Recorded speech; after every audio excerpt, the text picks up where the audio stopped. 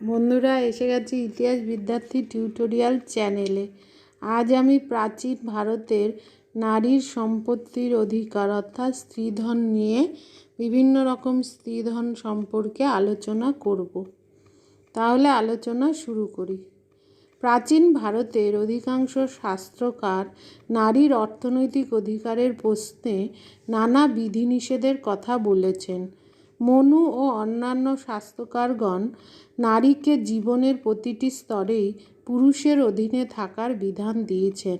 সমাজে নারীর এইরূপ মর্যাদা হ্রাসের পরিস্থিতিতে তাদের অর্থনৈতিক অধিকারের বিষয়টি ছিল কল্পনাতীত। ডক্টর সুকুমারী ভট্টাচার্য বলেছেন যে অর্থনৈতিক স্বাধীনতা ও মর্যাদা লাভে বঞ্চিত হয়ে নারী সমাজ তখন এক অসম্মানিত সম্প্রদায় হিসাবে জীবন কাটাতে বাধ্য হতেন। এবার স্ত্রীধন কী? অবশ্য অর্থনৈতিক অধিকারের নানা সংকোচন বা নিষেধাজ্ঞা সত্ত্বেও প্রাচীন যুগে নারী কিছু কিছু অর্থনৈতিক অধিকার ভোগ করত। তারা কিছু সম্পত্তিও রাখার অধিকার পেত। নারীর এই সম্পত্তি স্ত্রীধন নামে পরিচিত। মনু, যাজ্ঞবল্ক্য, নারদ, বৃহস্পতি, কাত্যায়ন প্রমুখ শাস্ত্রকার প্রাচীন যুগের নারীর বিভিন্ন সম্পত্তি বা স্ত্রীধনের উল্লেখ করেছেন। স্ত্রীধনের মধ্যে অন্যতম হল নারীর অলঙ্কার ও পোশাক পরিচ্ছদ। বিভিন্ন স্মৃতিশাস্ত্রে বলা হয়েছে যে পুত্রহীনা বিধবা তার মৃত স্বামীর যাবতীয় সম্পত্তির উত্তরাধিকারী হবেন। নারী বিবাহের আগে ও পরে যা কিছু উপহার পেতেন তা সবই তার নিজের সম্পত্তি বা স্ত্রীধন হিসাবে গণ্য হতো। নারীর মালিকানাভুক্ত স্থাবর অস্থাবর সম্পত্তি নারী নিজের ইচ্ছামতো দান বা বিক্রি করতে পারত। এবার বিভিন্ন প্রকার স্ত্রীধন। প্রাচীন বিভিন্ন সাহিত্য থেকে নারীর নিজস্ব সম্পত্তি অর্থাৎ স্ত্রীধনের পরিমাণ সম্পর্কে জানা যায়। বিভিন্ন স্মৃতি শাস্ত্রকার তাদের আলোচনায় সে যুগের বিভিন্ন স্ত্রীধনের কথা উল্লেখ করেছেন। গুরুত্বপূর্ণ 6 প্রকার স্ত্রীধন মনু সংহিতায় ও যাজ্ঞবল্ক্য স্মৃতিতে গুরুত্বপূর্ণ 6 প্রকার স্ত্রীধনের কথা উল্লেখ করা হয়েছে। এগুলো হলো অর্ধগ্নি, অর্ধবাহনিক, প্রীতিদত্ত, পিতৃদত্ত, মাতৃদত্ত এবং ভ্রাতৃদত্ত। এই 6 প্রকার স্ত্রীধনের কথা তারা উল্লেখ করেছেন। বিবাহকালে আগুনকে সাক্ষী রেখে নারীকে প্রদত্ত সম্পদ অর্ধাগ্নি নামে পরিচিত। পতিগৃহে যাত্রাকালে নারী যে সম্পদ উপহার হিসাবে পেত তা অর্ধবাহনিক নামে পরিচিত। আত্মীয় স্বজন ও বন্ধুবান্ধবদের কাছ থেকে নারী যে প্রীতির দান লাভ করত তাকে বলা হতো প্রীতিদত্ত। পিতা মাতা ও ভ্রাতার দেয়া উপহার যথাক্রমে পিতৃদত্ত, মাতৃদত্ত ও ভ্রাতৃদত্ত নামে পরিচিত ছিল। এছাড়া আরও কয়েকটি স্ত্রীধন সম্পর্কে জানা যায়।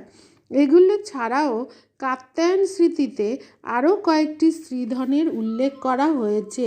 এগুলো হলো সৌদায়িক অর্থাৎ কুমারী অবস্থায় প্রাপ্ত উপহার, অন্নাধেয় অর্থাৎ পিতা মাতা, স্বামী ও আত্মীয়দের কাছ থেকে প্রাপ্ত উপহার, শুল্ক অর্থাৎ বিবাহের সময় পাত্রপক্ষ কর্তৃক কন্যাকে দেয় মূল্য প্রভৃতি। এছাড়া অর্থশাস্ত্রে উল্লেখিত স্ত্রীধনগুলো হলো অর্থশাস্ত্রে 4 প্রকার স্ত্রীধনের উল্লেখ আছে। এগুলো হলো শুল্ক, অধিবেদনিক, অন্নাধ্যেয়, আরেকটা হচ্ছে বন্ধু দত্ত। এর সীমাবদ্ধতা কী ছিল স্ত্রীধনের? নারী সম্পত্তি বা স্ত্রীধন রাখার অধিকারী হলেও কোনো কোনো ক্ষেত্রে এই অধিকারে বিধিনিষেধ আরোপ করা হয়েছে। স্ত্রীধনে নারীর অধিকার হ্রাস করা হয়েছে। কাত্যায়ন স্মৃতি ও অর্থশাস্ত্রে বলা হয়েছে যে বিবাহিতা নারী 2000 পণের তৎকালীন রৌপ্যমুদ্রা নাম পণ বেশি নিজের কাছে রাখার অধিকারিণী হন।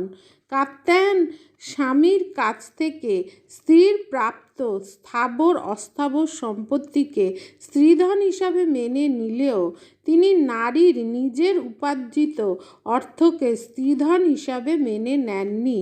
পারিবারিক বা পৈতৃক সম্পত্তিতেও নারীর কোনো অধিকার ছিল না। স্ত্রীধনের উপর স্বামীরও কিছু কিছু অধিকার ছিল। স্ত্রী যথেচ্ছভাবে নিজের সম্পত্তি দান করতে চাইলে স্বামী তাতে বাধা দিতে পারত।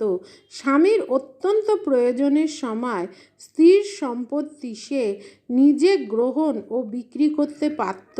তাছাড়া স্ত্রীর কাছে 2000 পণের বেশি অর্থ জমে গেলে অতিরিক্ত অর্থ তার স্বামীর হেফাজতে রক্ষিত হতো। এবার উত্তরাধিকার। স্ত্রীধনের ওপর পিতা, স্বামী বা পুত্রের কোনো অধিকার ছিল না বলে যাজ্ঞবল্ক্য উল্লেখ করেছেন। স্ত্রীর মৃত্যুর পর তার মেয়েরা মায়ের সম্পত্তির উত্তরাধিকারী হবে বলে নারদ স্মৃতিতে বলা হয়েছে। কাত্যায়ন স্মৃতিতে বলা হয়েছে যে স্ত্রীর কন্যা সন্তান না থাকলে তার সম্পত্তির উত্তরাধিকারী হবে তার পুত্র। স্ত্রী নিঃসন্তান হলে মৃত স্ত্রীর সম্পত্তির উত্তরাধিকারী হবে তার স্বামী। প্রসঙ্গত উল্লেখ্য যে প্রাচীনকালে যখন নারীর সার্বিক অধিকার নানাভাবে সংকুচিত হয়েছিল তখন তাদের বিধিবদ্ধ অর্থনৈতিক অধিকার ভোগ কতটা বাস্তবায়িত হয়েছিল সে বিষয়ে সন্দেহের অবকাশ আছে। সমাজের উচ্চস্তরের নারীরা এই বিষয়ে যতটা অধিকার ভোগ করতে পারত, নিম্নস্তরের নারীরা তার অধিকাংশই ভোগ করতে পারত না। অবশ্য ডক্টর এ.এল. বাসাম মনে করেন যে সম্পত্তিতে নারীর অধিকার সংকুচিত হলেও অন্যান্য সভ্যতার তুলনায় ভারতীয় সভ্যতায় নারীর এই অধিকার অনেক বেশি ছিল। তাহলে আজ আসি, দেখা হচ্ছে পরবর্তী ভিডিওতে। তোমরা চ্যানেলটা অবশ্যই সাবস্ক্রাইব করো।